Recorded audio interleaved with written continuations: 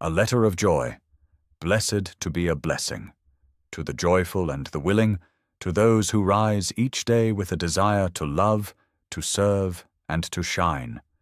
Grace to you, and peace from God our Father and the Lord Jesus Christ. There is a blessing many overlook, not the blessing we wait for, but the one we are already walking in, the blessing of being used by God. I have heard it said, often preached even, that if you do good, God will bless you. That if you give, He will multiply it. That if you sow, you will surely reap, sevenfold, tenfold, 100-fold. This is the language of the prosperity gospel, a faith that trades with God. Do this, and He will do that. Give, and He will return. Serve, and you will be rewarded. But though there is some truth in the principle of sowing and reaping, it is not the full truth, and it is not the highest truth. Yes, it is written, "Whoever sows sparingly will also reap sparingly, and whoever sows bountifully will also reap bountifully." 2 Corinthians 9:6. But it is also written, "One sows, and another reaps." John 4:37. Sometimes you will sow the seed, but never see the harvest.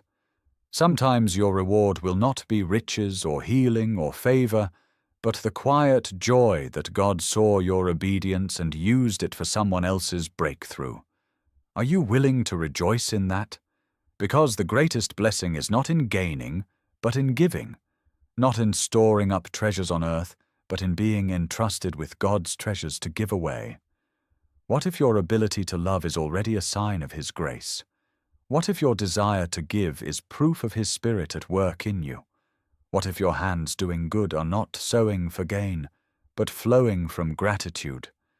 You are not working to earn the Father's kindness. You are a child already living in it. You are not sowing so you might be seen. You are sowing because you have seen Him. The truth is, not every good deed brings earthly reward. Not every offering results in a return. Sometimes the only harvest is heaven's smile and a soul touched by your obedience. Let joy take root in this. You are already blessed, and the greatest proof of it is that God is using you. He could have used anyone, but He chose you. He could have done it alone, but He invites you into His work. He could have passed by, but He stopped, blessed you, and said, "Now go and do likewise." So I leave you with this. Do not do good to receive blessings. Do good because it is a blessing. For one heart reveals the self, doing to gain, doing to be seen, doing for reward. But the other reveals gratitude, doing because you know you've already received. Even if another reaps the fruit, you will have shared in the joy of planting what pleases the Lord. And in that heart God delights. From the shepherd's dog, joyfully used, joyfully sent. Amen.